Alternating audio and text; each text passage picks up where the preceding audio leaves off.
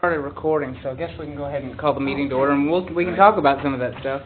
My name's Alan Long, Ward 4, Position 2 Representative to the City Council. John Latour, Ward 4, Position 1.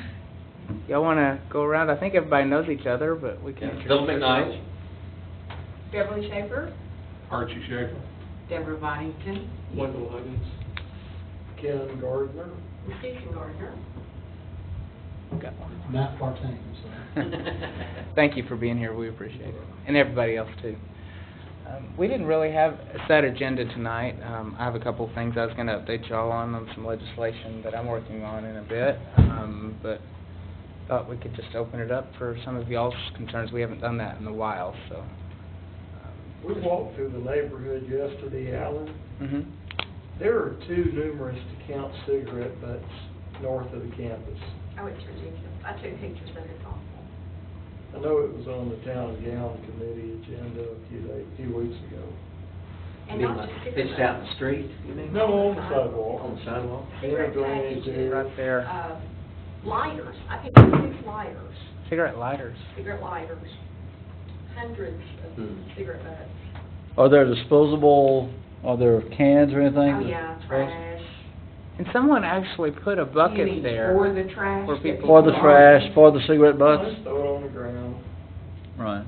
They've started walking up and down Hall again, and they throw you can, both sides of the street, and I have flower beds right there by my mailbox, and they put them out in the flower bed and just leave them there, so, but. And I know someone even put like big buckets there with sand in it a while back, but they're gone, aren't they? When we walked, they were not there. I think Bayari did that when he had that Yep. apartment building, because he was tired of picking up the butts. Yeah. But especially in the shrubs between the U of A parking lot and the lot by the jet skis, the corner there, Yeah. where that red house is, there's a little alcove with some bushes, and I guess they're going in there behind the bushes and smoking at night, and there's just piles of them. So it's in that little alcove right beside the jet ski spot. Well, there's Yeah, in between the jet skis property and the the rental curb, house. the Yeah. curb indents, and there's about a 2.5 to 2 foot space that probably had several hundred cigarette butts in it. Wow. Well, it's been on the Town and Gown agenda. They've discussed it, I'm pretty sure the last 3 meetings. It's been on the agenda, and they've rediscussed it, and there was a discussion about having, I think the way it was resolved, Lindsley said, is the city was going to look at, because it's a city sidewalk. Right. The university owns the property, north, obviously, that parking lot, but the city owns the sidewalk, and so the idea was, can the city do something, but, we thought maybe that the wall is where they were sitting, that if once the university does the landscaping over there, they're going to keep the wall, but if they could do something on, that would eliminate sitting on the wall, then they wouldn't have a place to sit. It's sort of like a place to sit that accommodates going over to smoke. Yeah. But I know they've discussed it, and I don't know that they came up with a resolution about a plan, to address Should build like a smoking pavilion or something there, covered place, so they don't get wet. Well, I think Well- the city was talking about designating one area along there where that's where it had to maybe happen, but I honestly don't know. Lindsley, I think, was in that meeting, and Don, I think, Mars, so maybe they could. Well, the problem is, it's right there by an elementary school. And Well, and that's having where I picked up the lighters. Yeah. Is along Hall there by the playground. But they will actually sit on the sidewalk on Hall with their feet out in the street and not move. You have to drive around them. I've had to do that. Yeah. Yeah. And at night, it's hard to see them sometimes sitting there. That has been a frustrating problem since way before I was on the council. Is it an issue on the other sides of this campus too as well? Yes. And, the campus is a smoke-free campus, so people go off, and now that the U of A's bought the lot, that they're going to have a parking lot, people will leave their cars there, I'm sure, and smoke on the sidewalk there, too. And Well, ever since... What we're talking about is changing somebody's behavior. We want them to do a certain thing, not throw their butts on the ground, not leave their lighters there. Have you ever been, personally, have you ever been in a position where somebody was trying to get you to do something that you didn't really care about, you weren't motivated? What's the best way we can approach these people? We can pass laws, we can pass ordinances that says, it's prohibited to smoke here. Why don't we try to bring them along respectfully and say, we respect your, put up a sign, we respect your right to smoke. We respect your individual rights. We may not agree with your right to smoke, but we respect that right. Please do so responsibly. You know, place your butts in the trash cans provided or something like that. Try to approach them respectfully. I'm a big proponent of let's persuade, let's not coerce as much as possible. Some things we have to coerce. You can't go around murdering people. Okay, that's coercion, and I'm all for that. But let's try to persuade them respectfully, to encourage them to be good neighbors. We want to be good neighbors for them. We want them to be good neighbors for us. Will you volunteer to stand out there and talk to them? I will volunteer. I will Roll their cigarette butts down. I will take my life in my hands and go visit with them. But it'll be after April 15th, Archie. Well, I understand, and it'd be great if that might work, but it won't work. It may not work, but let's try it. The only thing that will work, and I've been advocating this for 3 or 4 years, is to change the law and do away with the smoke-free campus and allow for designated smoking areas on campus where the smokers will have a place where they can go. And I think that would be still fair. That's the only solution. I think that would be fair. But I'm not sure we have much influence over that institution over there that we live next door to. Well, it'd require a change in state law, and Right. I don't know that we've got a...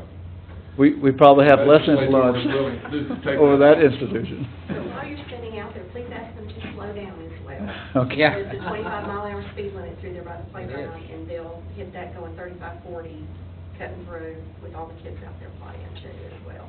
Well, my idea is something that we did, that I was just thinking about when you mentioned it, is something the city did about a year ago. They handed out little receptacles that people could put their cigarette butts in, and they put them on Dixon Street to help curb the cigarettes, because they were literally on the weekdays, the city was cleaning up thousands of cigarette butts on Dixon. Maybe there is a way that the city could put receptacles there for them to use, so that there's a responsible place for them to put them besides in the street. And that would keep the butts out of the watershed, but it probably will encourage more smokers. I mean, it's really a university issue rather than the city. I mean, I know it's both, but all of the people doing this are either coming across from the campus to go over there and smoke, or they're parking, which means they're, going to the university and doing it on their way to the campus, so. Well, it's probably all the ones living in the dorms there, It's they walk in. not just students though, it's employees. No, it's employees, people. They park, Right. the university transit bus parks in that parking lot, and the driver gets out and takes a smoke break Yeah. and walks up and down, so. But everybody sat on the rock wall at the Biari place until the university foreclosed on it, and I guess UA police enforced the non-smoking, because you hardly ever see anyone smoking in that parking lot anymore. Right. Yeah. It's off University of Arkansas campus. Because I know we can't stop people from smoking on the sidewalk. And I'm, it's a public sidewalk. They can smoke there if they want to, but what But they they do with their can't butts. in the parking lot, because that's U of A. Right, they correct. probably- Just like they can't Right. smoke on the sidewalk on the south side, because that's owned by the university. That's university property, so they have to come over to the north side, The north which is the city side. sidewalk is the only, That's Or hiding why it's behind. been a issue. Yeah. I'll talk to them about those receptacles, and John will go talk to the John, I'll come violators. down with you anytime. We'll bring the first aid kit, we'll be right there for you. Thank you. We really appreciate You that. might want to stand back just a little. Just a little bit, yeah. Okay. Good topic to bring back up. I think sometimes those fall through the cracks, because people and work maybe on to it. get an up and update of the county count, because it sounds like they're spending some time on Yeah, it. they have. Maybe don't. I think their big concern too is like, as everywhere where you have a ban, that it tends to just push the behavior elsewhere. Yes. I mean, Yeah. it doesn't stop it, but it just scoots it Right. further. They specifically said in one of the meetings, they did not want to do something that would push it further into the residences, found Cleveland or down the hall, and by doing something that kept it off of the sidewalk, because they're gonna go somewhere. They're gonna go somewhere. Yeah, absolutely. It's gonna keep happening. So I think, accommodating it to the extent you can is about the best we can hope for. If you can't change state law to have a designated spot or two on campus, then the city, we're gonna have to do something that accommodates it. We're not gonna change the behavior, pretty much. Well, you see the same thing at Washington Regional or the VA. Yeah. You know, they're You do. having similar problems across the street because they're also Because you can turn up, what is that street, Appleby? Appleby. And there'll be tons of people out there doing the same thing. I mean, anytime, like you said, anytime they're a band, people just go to the perimeter and so. And it tends to make the problem more acute. If people were allowed to smoke, as Archie suggested, designated places on campus, you might have one or two that go across the street and smoke, and the problem wouldn't be so severe. But because the university artificially limits the access to smoking, everybody accommodates or congregates across the street, so it makes it a much more severe problem. It's basically the university is causing the problem by their restriction. Definitely changed since they did. Definitely have. Right. Okay, I'll follow up on that one. John will too, I guess. You can ask me at our next Ward 4 meeting how it went. We'll probably be able to tell by the bruises. Any other hot topics or We were things talking that you've noticed? Talking about Hostel earlier. Mm-hmm. What are they, I guess they're building two houses up on that lot? Is that what that is? Yeah, that's Is that Archer doing Julian that? Archer's, yeah, and I'm pretty sure that, the builder sign went up in the last couple of weeks. Okay, I hadn't been by And there. So, I think they're getting ready to build the houses there. The drainage issue really came up when that was cleared, when the lot was cleared. And so maybe sodding, all of that at the time when the houses are built, that maybe will make Resolve a that. difference. But yes, that's. I'll ask- Do we know the plan to get 2 houses or 4? Well, I think it may be, I can't remember what was approved. I know it was taken out of the PZD and. It was rezoned RSF4, Right. but I'm not sure what they actually asked for permits for. I don't think you can usually get 4 actually on an acre, usually because of setbacks and things like that. And you end up not being able to actually get 4. And the terrain there is not perfectly promising for 4, so I bet it is just 2. But I'll follow up on the drainage, though. Maybe it's something that, they could put the drainage control barriers down for, or something like that, to get at least diverted into the ditch until they are finished working. Yeah, they do need all the silt barriers, they need to repair those. Yeah. Those are quite straight. Yes. They're not working. They're not working, yeah. Yeah.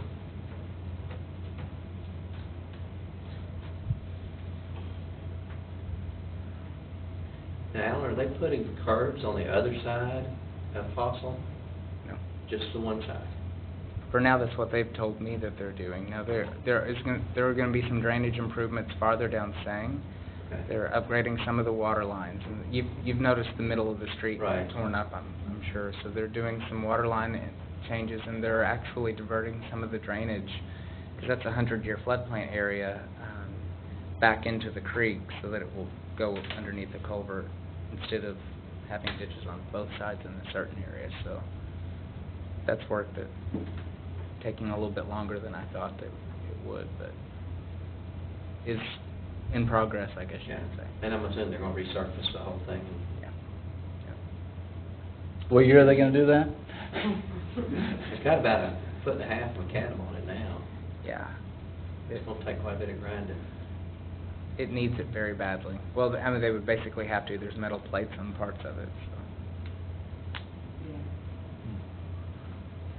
Yeah, well. I have 2 items.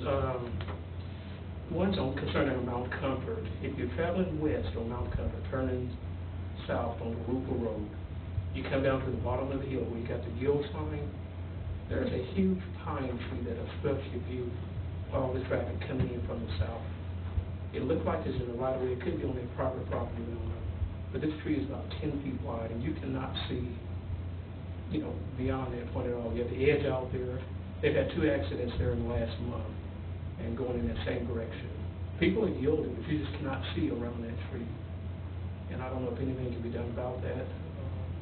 This is something I'd like to look into if possible. Yeah. And also what happened to the come and go on Mount Comfort? Well, it was rezoned, but that doesn't mean they're gonna build. That's the field signs up there now. Yeah. It'll, when we get a building permit, go through to the planning commission, that's when we'll know more. But it was rezoned, that was a year and a half ago. So, we'll see when, they don't usually let us know until they file for the permit, so. But yeah, I'll follow up on that. The status of the parking deck, is it on schedule to be finished when, The parking deck for Walden Arts Center? I don't have an Loaded. ETA. That's a loaded question because Is it? was, I'm sorry. it was, I'm sure, I didn't know that. No, it's okay. From what I know right now, the schedule was pushed back some, but they are planning on it being open on time. But as construction goes, at least in what I've done, it never does happen on time. So we'll see what happens. It was over budget, we know that. So trying to get it done on time is a goal. I read that the State Highway Department pulled some money for the final phase of Razorback Road on Maple To Garland, I think. to Garland. Yeah, they're not gonna finish, that's right. Is there any brouhaha in the upper levels of politics? You know, if that's going to be made up some other way and the project's going to continue, or is that phase just out for now? Or do y'all know anything? We haven't had our What's been in the papers? we haven't had our transportation committee meeting since then, but that's coming up in 2 weeks. So I read the same article you did, so I know what you know. But I suspect, you know, that project's going to be a multi-year project, I imagine.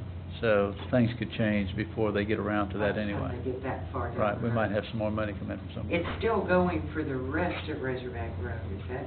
Did I? My understanding is Razorback Road will be complete. I've met with Todd Hopwood. He's the district engineer for AP SWEPCO, telling me how they're relocating utilities. He said that the corner of Razorback and Maple would be a mess, and it's beginning to be a mess. And that's something I'm concerned about. Coming back from my office downtown, trying to get to my home for lunch, many times I'll come back, you know, I'll come down Razorback to Maple, go up the hill. Well, that's closed off because they're working on Maple. So sometimes I'll cut up Markham and come the back way, but then that's been closed off lately. It's like, how do I get home? And is it Meadow that goes by the Hyper Building and the track? There's days when that's been cut off Sure. as well. So if you decided to go south and then try to come back, you wouldn't be able, you'd have to go way south. Maybe I can go to Springdale, then come back down I-49. yeah. Yeah. There's also an issue with trying to get from our neighborhood to Fayetteville High School and back. Right. Because all that is the same. There's just a lot at the same time. There's construction all over right now, it seems Gosh, like. I know. And it can I take- thought our letterhead should change from Old Main to a bulldozer. Fayetteville.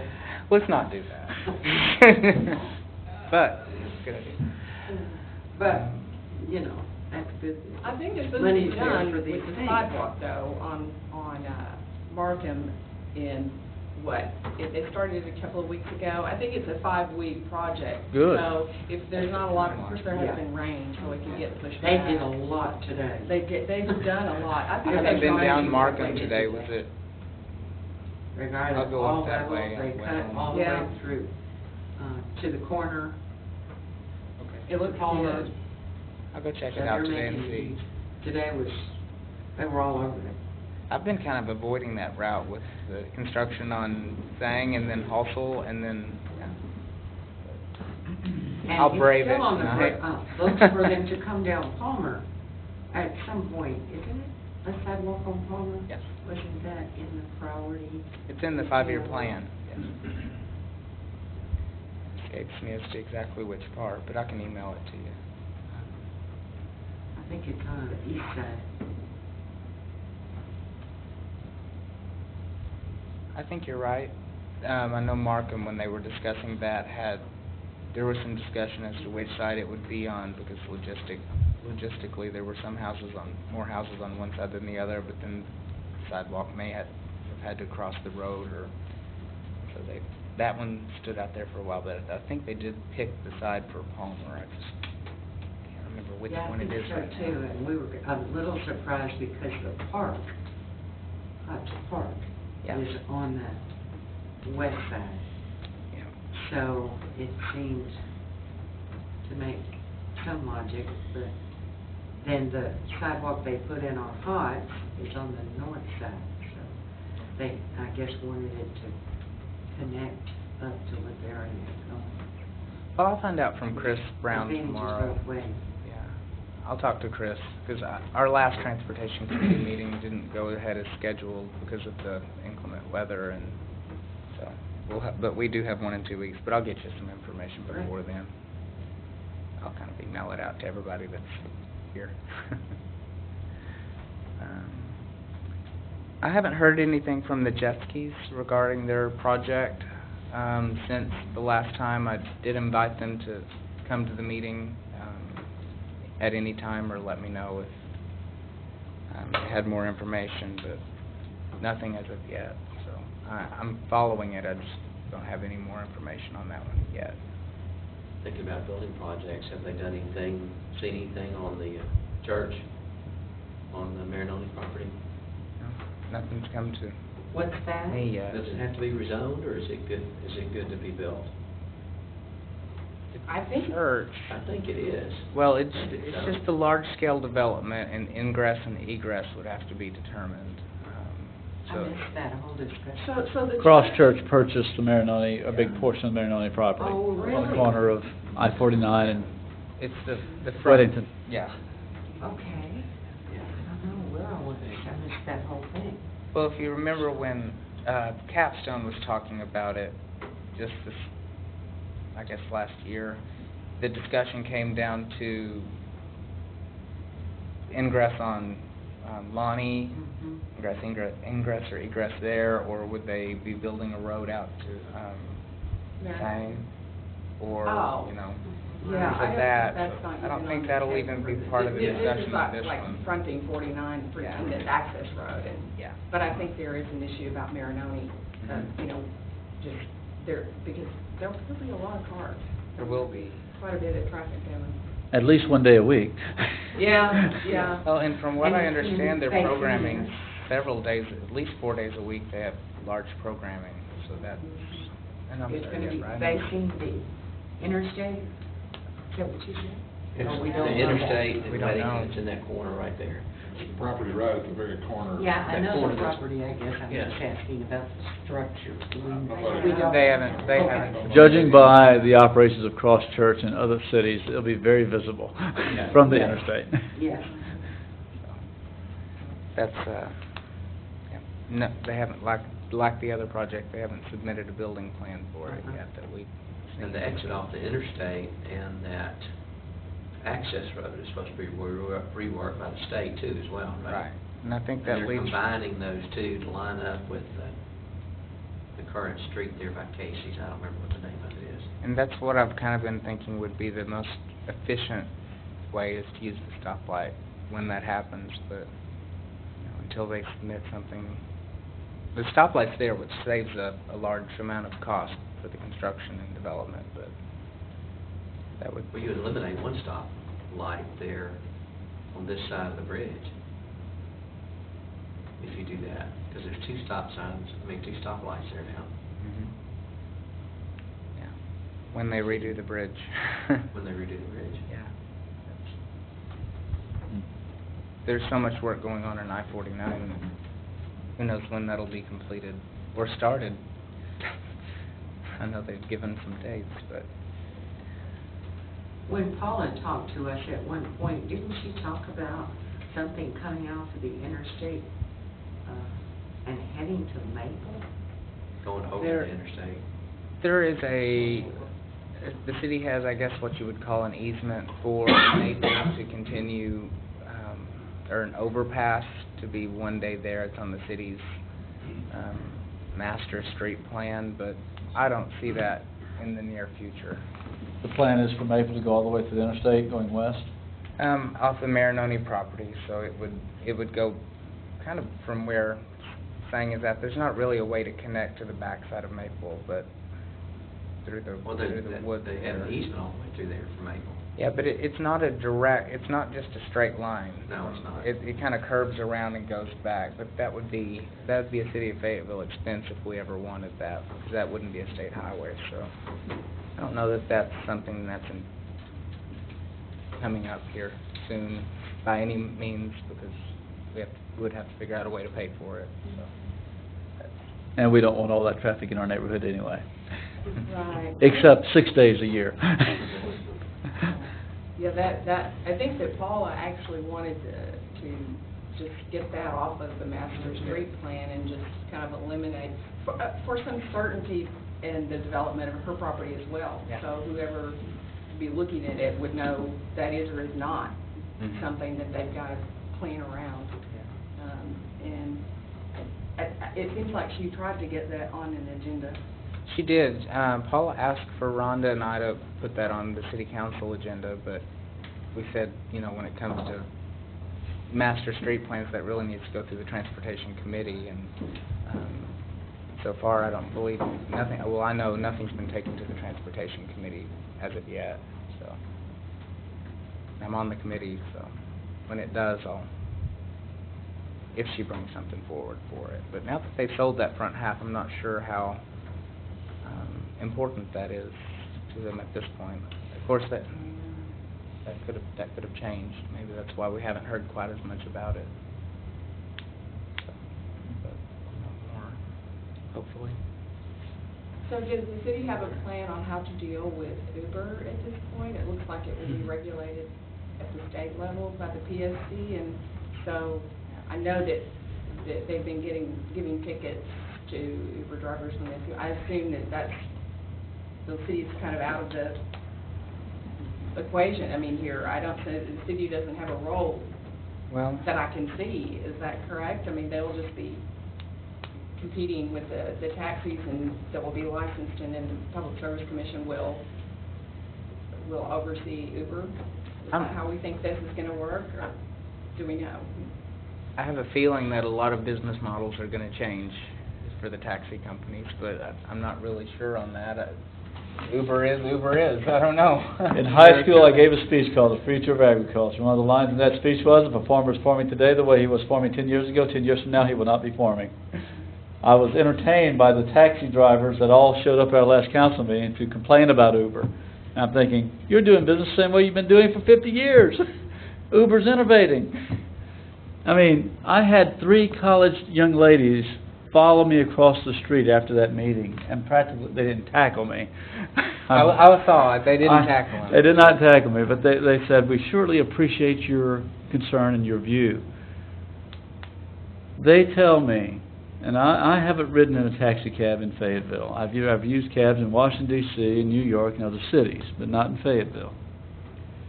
Most of the cabbies that I've ridden with in Washington, D.C. don't speak good English. They're mostly Indian or Asian descent. But they're hard-working people who are out there trying to make a buck, and I really appreciate that, and they're supporting their families. These young ladies said, have you ever ridden in a cab when you call these dispatchers? I don't want to talk to a dispatcher. They're creepy. This is from a college co-ed's perspective. And most of the taxi cab drivers, I imagine, are kind of creepy. But when they get on Uber, they can request a female driver. I mean, if you requested a female driver from a dispatcher when the cab comes, they'd probably laugh at you. Like, you get who you get. Uber's the innovator here. I'm excited that someone is changing the taxi cab business. And I think it's good for the public. And I was appalled that our city said you can't operate in Fayetteville. If it's a dangerous service or if it's a crummy service, Uber has very high standards. I know people who drive for Uber, legally or otherwise. You know, and what I pointed out at City Council was it takes two to tango. We're talking about ticketing the Uber drivers. Why don't we ticket the customers? I mean, they're just as illegal as Uber. You know, it's an illegal transaction. But I think we should allow innovation and allow new ideas. That's what spurs on greater service and cheaper prices for everybody. So just an update for the people who didn't follow that city council meeting. We had a new taxi company operating as a limousine service that works in Bentonville, around the airport and in Rogers, and they wanted permission to operate in Fayetteville. So we had a public hearing on the necessity, I believe it's called necessity and convenience. Certificate of that, yeah, at the last city council meeting, and determined that we did need another company, but there were a lot of taxi companies there who were opposed to that, and a lot of them were citing Uber's presence in Fayetteville as hurting their business because there were too many cab drivers now. But the discussion, that point in the discussion was really kind of moot because Uber can't legally operate in the state of Arkansas technically because of the state's qualifications on insurance. And every person that drives for Uber doesn't have insurance on their vehicle because their personal insurance policy doesn't cover, for 90% of them, commercial driving. If they're driving for a commercial purpose, you have an accident, State Farm, if that's your insurance company, won't cover that accident. So Uber is asserting that their $1 million liability insurance will cover any of those accidents, but there's actually a case in a couple of states, actually more than one right now, where Uber's denied coverage. And so it has been a back and forth conversation, and you know, getting into the business models is what a lot of those conversations lead to. But my feeling on it was, you know, I think Uber has a great service. I personally don't use them because they're not allowed to be used in the city of Fayetteville, and that's against the law, and I'm on the city council, so I don't do that. But at the same time, if a general contractor were to come into Fayetteville and we said, no, you can't build that off-campus student dorm on Cleveland, and they did it anyway, we wouldn't be very accommodating to them as we work through the problem. So when the public relations vice president of Uber called me, this has been months ago, he wanted to talk about how we could work on a solution. And he asked me, he said, Alan, how can we do that? How can we move forward without this continuing as a problem? Because the city attorney had written them a cease and desist letter, and they'd started issuing tickets. My response was that I'll be very happy to start talking about solutions to this problem if you stop operating in Fayetteville illegally, just like we would tell that contractor to stop doing. Because you don't break the law as a means to change it, unless you're a person with some civil disobedience. But, you know, those are two different scenarios. So that was my argument to him, and he's just basically said, well, we're going to keep breaking the law until you change it. So I said, well, then we'll talk about a solution later then, I guess. But they have a great business model, and I think that maybe cab drivers or taxi companies will change theirs too eventually. But that was kind of how the discussion went, and some background on it anyway. Many times, it's the lawbreakers that bring about the innovation. And I would cite Rosa Parks. She was technically breaking the law, but who would fault her for doing what she did? She started a whole revolution, and she's one of my heroes. But technically, she broke the law. You know, so I hate to, and I tried to get to that, and I was so tired and fatigued that night I couldn't think of it. Malum and It was Satan. only 9 o'clock. Yeah, well, I've been going since 4 that morning. Malum in se and malum prohibitum are the two broad classifications of law. Malum in se are those crimes which are evil in and among themselves. Robbery, rape, murder, those type things. Malum prohibitum are those laws that are there for public convenience. There's nothing immoral about driving on the left-hand side of this road, like I said at City Council. The British have been doing it for centuries. I've been saying it's immoral. Right. There's nothing immoral about driving on the left-hand side of the road, but we do it for safety and public convenience. That's what we call malum prohibitum. So I don't want to classify Uber as, oh, they're lawbreakers. That's a broad brush we're painting them with. Let's point out that the law they're breaking is a civil law, not a criminal law. And I'm not for anybody that's going to place our citizens at risk, you know, with driving with insufficient insurance and things like that. So to that extent, I would be in favor of that regulation that says you have to have a good insurance policy for commercial purposes. And State Farm and every other red-blooded American company with an eye coverage if you're buying a personal policy and you're using your vehicle for commercial purposes. That's typical. And to that point, you know, Uber's issue with that wasn't the city of Fayetteville, it was the state of Arkansas. So that was just a point I did bring up to the company when I spoke with them, is that they may be speaking to the wrong group of people. If they're coming to talk to the city council, they need to be speaking to the Arkansas legislature if they want to really get that changed. But not sure if I'd compare them to Rosa Parks, but she was definitely something in history. But yeah, it's just kind of a mess where it is right now, and so we'll see where it goes. But isn't it exciting to see innovators come into the marketplace and change the way? Those 3 college girls that followed me across the street, they were excited about Uber, and they were not excited about some dispatcher, they call it, Green Cab Company. I think I think the discussion has been circling around Uber more than it has some of the other ride-sharing services, which is what they're classified as. You know, Uber's not the first with the app. There's lots of other companies, you know, and you know the difference is they just organize the ride and take up to 70% of the driver's fare money, and that's how the companies grow, which is a different business model. It makes sense, it makes money, and that's why they're doing it everywhere and ignoring laws, but we'll see what happens. Maybe the existing cab companies should be developing their own apps. And follow And they the are, lead. and they Good. actually They are. should be. I've heard that from a few of them. So. And give the co-eds a choice to choose a female driver. You know, give the public what they want. So The state law has now been changed, right? I mean, has the governor signed it? it'll go in. It didn't have an emergency clause on it though. I don't believe. Did it? So it goes into effect 90 days after the legislative session ends? I guess, I don't know.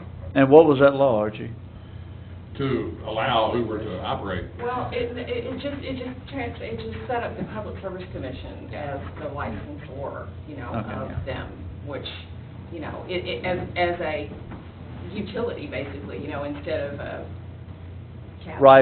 Sharing service. Right, because of the technology, you know, telephone, the whole, so that apparently the Public Service Commission has jurisdiction to license or not, and I mean, it seems to me it overrides a city's Yeah, attempt, it does. you know, It would. to tell.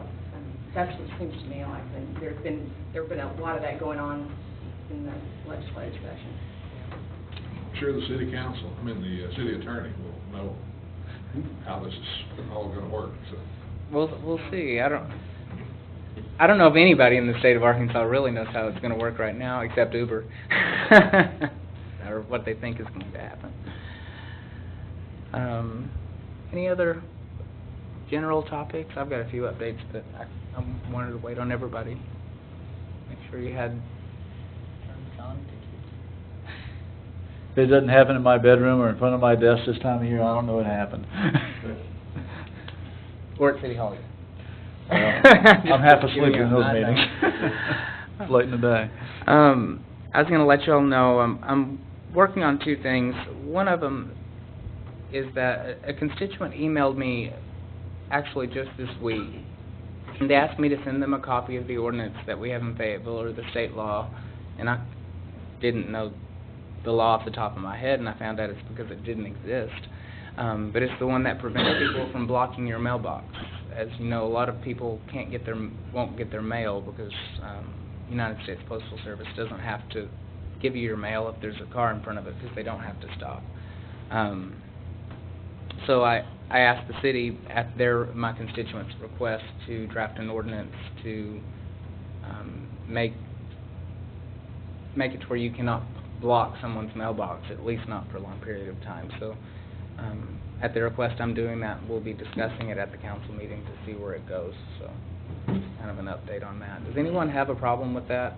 I've never really had a problem with someone parking in front of my mailbox for a long period of time, but I know out in the western side of town, farther west, some of the neighborhoods that have houses very close together, it seems that it is a problem in some of them. I've just not experienced it. We did frequently before we eliminated the parking on Sunset because the students all, you know, we couldn't put our trash out either, Yeah. you know, because they were all parked, you know, squished together as much as possible for free parking, but, Free parking is in big demand. it certainly is. It's a problem from the aspect that a lot of people don't realize that the USPS will not stop. It depends upon the carrier also. Sure. In the neighborhood they're going. But if you got a city ordinance or something like that, that makes people informed, let them know, okay, this, you cannot park there, because otherwise, they don't know, they will park there. They don't care. Yeah, and when I was looking at it, you know, I thought about maybe if we could restrict it between certain times of the day, write that into law, 'cause I don't want, we don't want to just throw more ordinances on Fayetteville, Well, would that be any code, different, any different from the city sanitation, where it has to be, nothing within 10 feet? So no parking within 10 feet, because you can't put a time frame on it, because Yeah. they might come at 8 o'clock, they might come at 11. They don't come. The regular guys off, it might be 3 or 4 o'clock before they come. But if there's just a distance requirement, because they don't take but 10 feet for them to come in and out those doors. kind of like there's a requirement for distance close to a stop sign or fire hydrant. I mean, have people been complaining that they're not getting their mail? That's where this came from. Someone hadn't gotten their bills for quite a while. Quite a while. Because Hey, that's an idea. people were parking, yeah. If they didn't Park have my to pay them, car, I'm sure park they my would have liked mailbox. it. Yeah, so it was becoming a financial issue to them because they couldn't get the people to stop doing it, so. Yeah, we'll just talk about it at the council meeting. I'm probably gonna walk it on tomorrow because it seemed to be kind of an urgent thing for them, so. We'll see what happens with that. I'm not really sure. The other one was, the scooter ordinance is coming back tomorrow. Town and Gown discussed it, and their recommendation was kind of what we expected, because it was from the University of Arkansas, to let the state deal with it. A lot of people seem to think that we'd be building a new building to administer a program for insurance requirements for scooters and all this other stuff, but really it doesn't have any bearing on things like that. It would just be the same as any type of traffic stop where scooters would be required to show proof of insurance, or and car accidents where they'd have to show proof of liability insurance. And that's what we're really talking about, is liability insurance that protects the other vehicle, not the scooter. So that'll be at the city council agenda session. We'll discuss it a little bit tomorrow maybe, but next week, Tuesday. On that particular issue, like, somebody lives close to the Fayetteville city line and they have a scooter, they drive in, they don't know about the ordinance, they don't read the newspaper, they don't hear about it. They get stopped, they don't have a proof of insurance, right? So they get ticketed for it.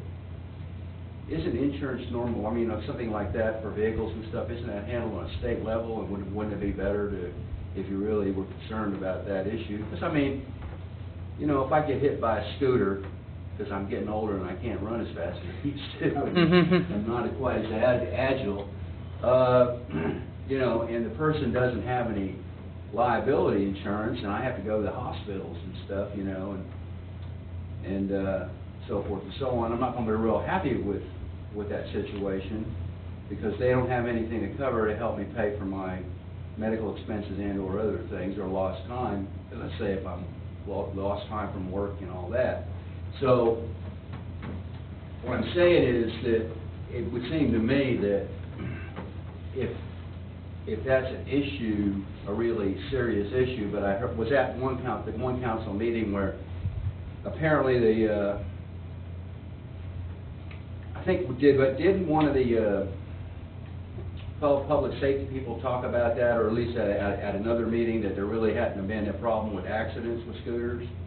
Actually, Or not? our chief of police actually has been working with the chief of police in Conway, and it's been an increasing problem for both Okay. cities, yeah. Okay, so it seems to me that if you have different areas of the state where this is a different problem, then it would be best handled on state legislative level to require that, that scooters, at least carry liability insurance. And that's possible, that could be the way the discussion goes. Would be better. Yeah, some think that, and I've had constituents who don't think that.